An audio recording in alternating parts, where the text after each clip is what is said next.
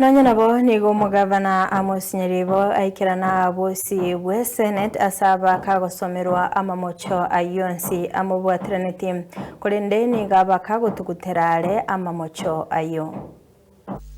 His Excellency Amos Kimomi Nyaribo presided over and influenced the approval of recruitment of staff without an approved budget as demonstrated in County Executive Minutes MIN number 04/02/2021 of 26 February 2021 in his response to an inquiry from the Controller of Budget.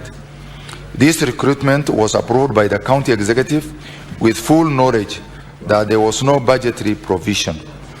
In the said response to issue number 4 in the question, the Governor alleged that in lieu of the budget, the recruitment was based on the savings made from various separations, which included but not limited to recruitment and resignations.